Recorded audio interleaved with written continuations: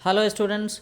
तो new age coaching के channel पर आपका स्वागत है और आज मैं परिवेश किताब का चैप्टर नंबर 15 मित्तल की करामात उसका सॉल्यूशन लेकर के आया हूँ। तो ये क्लास 4 की बुक से है। लेफ्ट साइड में आप चैप्टर का नाम देख सकते हो, मित्तल की करामात, और राइट साइड में सॉल्यूशंस लिखे हुए हैं। तो हम लोग चैप्टर के ऑब्जेक्टिव क्वेश्चन वाले पेज पर आ जाते हैं, जहाँ पे मौखिक सवालों के साथ में शुरुआत हुई है, ओरल क्वेश्चंस, है ना। कुछ स्कूलों में ओरल टेस्ट होता है तो यहाँ पर ये सवाल पूछे जाते हैं। तो हम लोग देख सकते हैं, पहला सवाल है कि मित्तल के पापा अपना पर्स कहाँ भूल आए थे। तो आपको याद है क्या, मित्तल के पापा अपना पर्स कहाँ भूल आए थे? मित्तल के पापा अपना पर्स ऑटो रिक्शा में भूल आए थे। सेकेंड क्वेश्चन, मित्तल पताड़िया कहाँ की रहने वाली है? तो इस कहानी में जो कैरेक्टर है, जो बहादुर लड़की है मित्तल मित्तल पताड़िया, वो एक्चुअली में उत्तर प्रदेश में झांसी की रहने वाली है ना। थर्ड क्वेश्चन ओरल सेक्शन में, माँ लक्ष्मी के मंदिर में क्या हो रहा था? तो माँ लक्ष्मी के मंदिर में जोर जोर से आरती हो रही थी। फोर्थ क्वेश्चन, मित्तल के पापा को रेलवे स्टेशन कितने बजे जाना था? तो इसका उत्तर है कि मित्तल के पापा को शाम 7 बजे रेलवे स्टेशन जाना था। तो इसके साथ ही मौखिक सेक्शन के सवाल जवाब यहाँ पर ख़त्म होते हैं। तो क्यों ना मैं ये सॉल्यूशन वाला जो स्क्रीन है इसे थोड़ा बड़ा कर लूँ, है ना, ताकि आप आसानी से देख सको और लिख सको। अब यहाँ पर सारे सवाल भी यहाँ पे लिखे हैं और सारे जवाब भी लिखे हुए हैं। तो पहला सवाल है लिखित सेक्शन में कि मित्तल जब पानी लेकर के आई, मित्तल जब पानी लेकर के आई तो उसने क्या देखा? मित्तल जब पानी लेकर के आई तब उसने देखा कि ऑटो वाला उसकी माँ की गर्दन पर चाकू रखे हुए था। ओहो।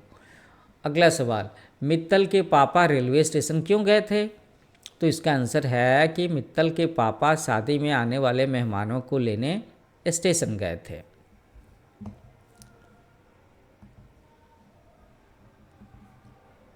मित्तल की कौन सी हरकत से ऑटो वाले घबरा करके आपस में लड़ने लगे? ये सवाल है है ना, कि मित्तल ने ऐसा क्या किया?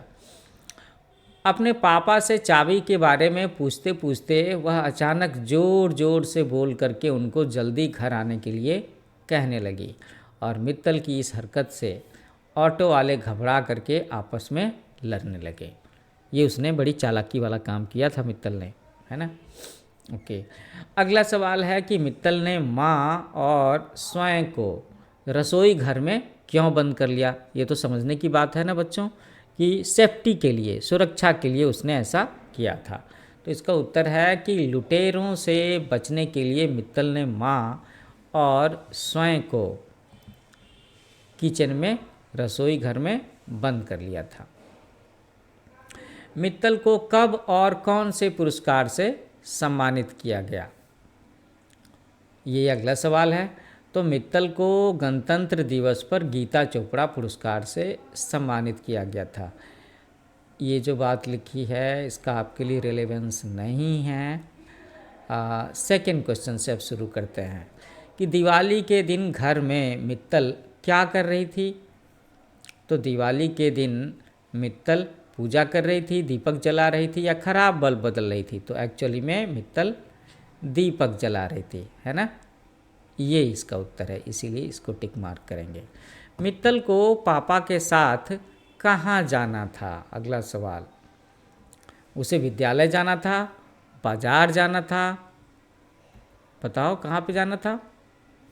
तो एक्चुअली में उसे मार्केट जाना था, बाजार जाना था। रसोई घर में बंद होकर के सबसे पहले मित्तल ने क्या किया? वह खाना खाने लगी, उसने चाबी छिपा दी और बचाओ बचाओ चिल्लाने लगी। इन 3 कामों में से उसने जो काम किया था वो है कि उसने चाबी छिपा दी, जो चाबी वो लुटेरे लेना चाहते थे। अब ये जो लास्ट क्वेश्चन है, क्वेश्चन नंबर 3, इसमें क्या करना है? इसमें ये करना है कि कहानी को पढ़ करके घटनाओं के क्रम के अनुसार बॉक्स में क्रम संख्या लिखना है। सारे स्टेटमेंट्स लिखे हुए हैं और हमें लिखने हैं कि ये पहले नंबर पर क्या हुआ, दूसरे नंबर पर क्या हुआ, ऐसा कुछ। तो ये स्टेटमेंट है कि मित्तल ने भाग कर अपनी माँ और स्वयं को रसोई घर में बंद कर लिया। ये स्टेटमेंट नंबर 4 होना चाहिए सीक्वेंस में। मित्तल ने पापा को फ़ोन करके जल्दी घर आने के लिए कहा। ये स्टेटमेंट नंबर 3 होगा। ऑटो वाले ने मित्तल के पापा का पर्स लौटाया। ये सबसे पहली घटना है, पहली बात है 1। ऑटो वाले ने मित्तल की गर्दन पर चाकू से कई वार किए। तो ये 6 नंबर स्टेटमेंट होगा। अभी 2-4 स्टेटमेंट अभी और भी बचे हुए हैं। मित्तल के पापा मेहमानों को लेने रेलवे स्टेशन चले गए। तो ये दूसरा इवेंट है, स्टोरी के हिसाब से दूसरी घटना है। मित्तल को गणतंत्र दिवस पर गीता चोपड़ा पुरस्कार मिला। ये सबसे आखिरी बात है सीक्वेंस के हिसाब से 7th। मित्तल रसोई घर की खिड़की से ज़ोर ज़ोर से चिल्लाने लगी। ये 5वीं घटना है। तो स्टूडेंट्स, इसके साथ ही ये सॉल्यूशन का वीडियो यहाँ पे ख़त्म होता है। आई होप आपको अच्छा लगा होगा। तो आप मेरा चैनल अगर सब्सक्राइब कर चुके हैं तो बड़ी अच्छी बात है, अगर नहीं किया तो अभी के अभी सब्सक्राइब करो, लाइक करो, शेयर करो और अपने अपने प्यारे प्यारे कमेंट भी ज़रूर लिख करके बताना कि आपको ये सॉल्यूशंस की वीडियो कैसे लगे। तो आप जो चैनल देख रहे हैं उसका नाम है new age coaching. Thanks for watching. Happy learning with new age coaching. अभी मैं थोड़े दिनों में आपके लिए टेस्ट पेपर के सॉल्यूशन भी ले करके आऊँगा। सो वेट फॉर द सेम।